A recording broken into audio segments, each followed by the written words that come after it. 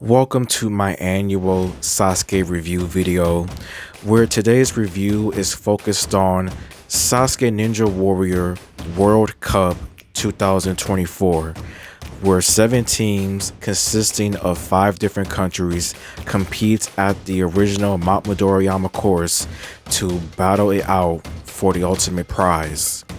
And before I give up my review, please like, subscribe, comment. All of my socials are down in the description. Give it a follow or not. Thanks. Now, as far as I am aware, the World Cup event has been planned ongoingly for many years now. I think for about maybe 8 to 10 years this event has been planned, but many different things has caused it to not be made into fruition for a couple of different reasons. But 2024 is here and this event has finally taken place, and I would say that I did enjoy it for the most part, with all of the different countries and contestants being a part of it, and just the shock factors that it brought out, which I'm going to explain later on in this review. The event consisted of 7 teams, a part of 5 different countries. With teams, we had Team Japan Red, Team Japan Blue, Team Japan Legend, USA, Germany, Australia, and France. And each of these teams had many recognizable names from their own shows, but there were a few names in here that I was not expecting to be here, which definitely did leave me feeling surprised and also just happy to see them back, such as Yuko Mizuno making her long-awaited return to SASUKE after a 20-year sabbatical. Ken Kasugi, he's back after his shocking first stage clear after 20 years in SASUKE 40. Seeing these 2 names be a part of this event was interesting, as the entire roster for all of the different teams were stacked, in my opinion. Now, for most of the stages in here, most of the stages did remain unchanged, with the exception of one stage, stage 2. But for stage 1 remained largely unchanged, with the exception of the returning wing slider, which hasn't been seen ever since SASUKE 37, since the freaking pandemic even began. Like, it's been a long time since we've seen that obstacle. But stage 1, in my opinion, was interesting for a couple of reasons. For a few of its clears, of course, and also just the shocking and unpredictable factor that it carried. Like, there was a few shocking fails in here that I was not expecting at all. First being Renee Cassidy failing on Twin Diamond. Like, the fact that he failed on such an early obstacle is surprising, considering that he is a speed demon, but the fact that he failed is his own fault.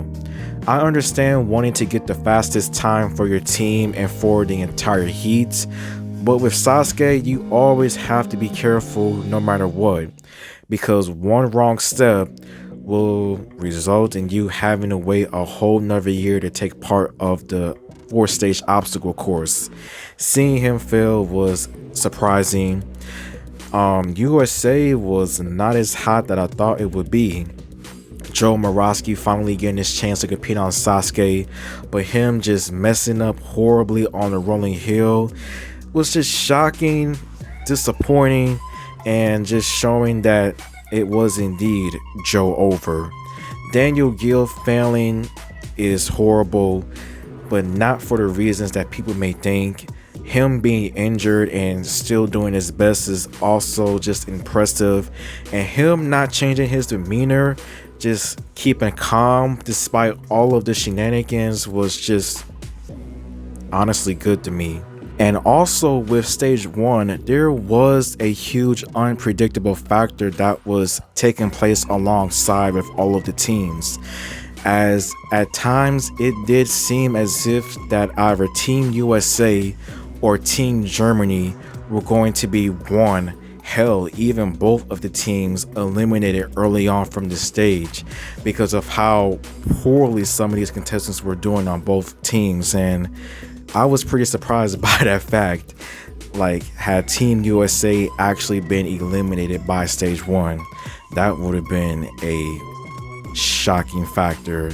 Kane Kasugi shockingly failing stage 1 is just crazy to me. I know that it's not an actual Sasuke tournament, but he still failed stage 1 though. First time in his career, which is pretty crazy.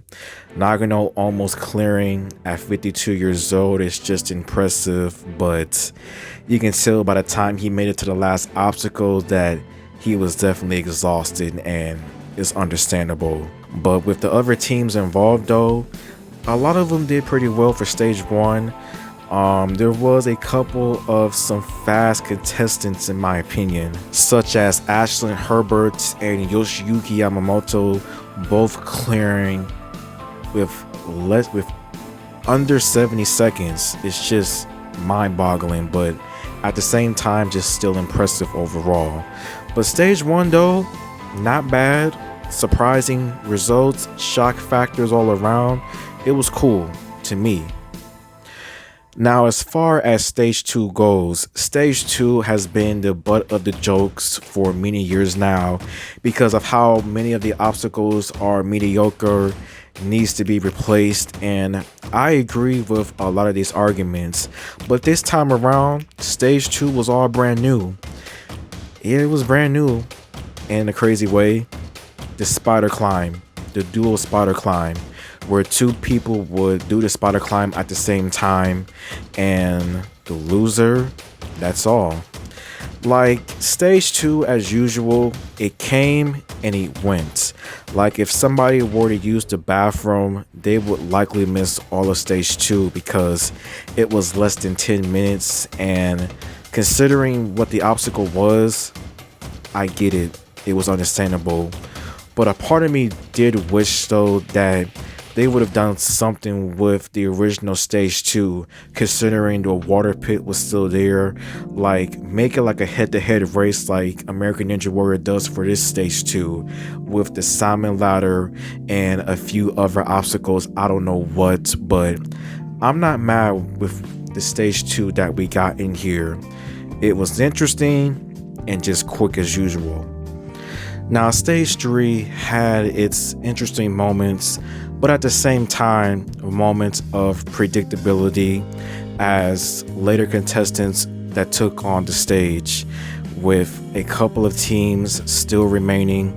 Stage 3, as usual, was unforgiving and unruthless, with many falling on the cliffhanger dimension, which was just understandable, but at the same time just very frustrating and disappointing, because I want to see more people tackle the vertical limit burst. Ever since its introduction in the last tournament, I've been wanting more people to try out this obstacle because of how fearful this actually is. And one person that disappointed me the most in stage 3 was Kitaro Yamamoto, with him choking on swing edge. I would have thought that he was going to make it back to that obstacle or maybe even clear stage 3, but hey, we did have a few female contestants take on stage 3, which was really interesting to see. I wasn't as optimistic that Ayano would make it far, and unfortunately I was proven right. Olivia didn't fare much better either too, sadly. Jessie, not as bad, but somewhere around the same mark that I had her feeling that she was going to fail. And yeah, it was but predictable, as Yusuke Morimoto once again became the only person to tackle vertical limit bursts. And it was looking very deadly for Team Japan Red in my opinion, because I didn't think they was going to win at all because of how the points were looking with the first 2 contestants. They were not looking good, honestly. It was definitely scary in my opinion because of how things were looking. But with stage 3 over, however, vertical limit bursts, I hope somebody finally beats in 42, because people can do it. It's just that last part that requires the right timing and just the right strength overall. With the final stage, the last teams to remain were USA and Team Japan Red. I was optimistic in seeing who they would send out for USA to take on this current final stage, and I was surprised with Sean Bryan. And of course, he definitely clears, and I think he's technically the first foreigner to clear the final stage in SASUKE. But yeah, he was a little slow on the speed climbing and everything else. And you can make the argument that yes, this was a special event and he's a little bit older, but still, I thought he would have been a little bit faster, but it is what it is. Yusuke took his sweet precious time as usual. He got the job done and cleared for the third time, continuing to prove why he is one of the best contestants so far in the history of the show. And with that though, Team Japan Red were the official winners of this entire event. And I did enjoy the fact with all of the contestants just celebrating, cheering, just jumping for joy after the event had ended and was over with. And that's how it ended. And as mentioned though, I thought that this was a pretty good event. Mostly it was interesting to see this take place after many years of hurdles and other things, and I would like to see this return either in 4 years as part of the Olympics, taking place about the same time as the Olympics, or maybe every 2 years. I don't think they should do it every year after this one, just because, like, give people time, let competitors rise up so that the next time this event happens, have more countries involved and have only the best take part in this special event. Now, when it comes to some things that I did not like about this event, honestly, they were just the same usual things that I have problems with modern SASUKE.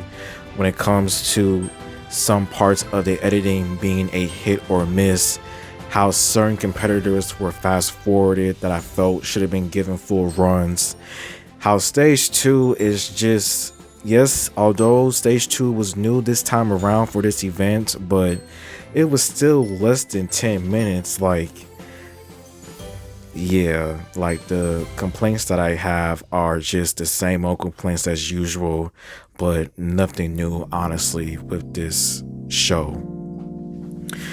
But despite that though, if I were to give a rating to Sasuke Ninja Warrior World Cup 2024, my rating would probably be 7.5 out of 10. So I would like to say just thank you for watching. Until next time.